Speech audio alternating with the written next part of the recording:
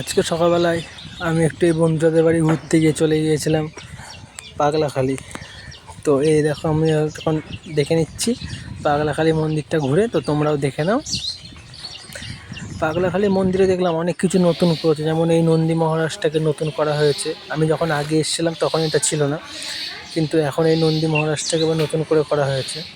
তো এই যে আজকে আমি এখন মন্দিরে প্রবেশ করছি, তো তোমরা দেখে নাও। এদিকেও একটা নন্দী মহারাজ। এই যে আমি এখন মন্দিরের ভিতরে প্রবেশ করে গেলাম। এই যে মন্দিরটা একবার তোমরা প্রদক্ষিণ করছি, তোমরাও দেখে নাও ভিডিওর মাধ্যমে। কত সুন্দর সুন্দর গোপাল ঠাকুর, এই যে আমাদের দেবাদিদেব মহাদেব গাছের তলায় বিরাজমান। এইরকম দেখতে দেখতে আমার মন্দিরটা একবার প্রদক্ষিণ করা হয়ে গেল।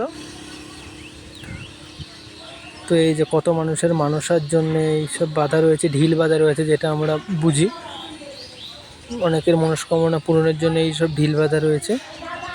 তো এই যে আমার মন্দিরটা একবার প্রদক্ষিণ করা হয়ে গেল। তো এবার আমি আস্তে আস্তে বাইরে বেরিয়ে পড়ব। এই যে আস্তে আস্তে বাইরে বেরিয়ে পড়লাম। এখানে সেট করেছে এবং বিভিন্ন রকম বসার জায়গা মানুষের। আমার বেশ দেখে ভালো লাগলো, প্রকৃতির মাঝে মনোরম পরিবেশে। তো সবাই একবার বলো জয় বাবা পাগল। তো আজকের মতো মিনি ব্লগ এখানে শেষ, বাই।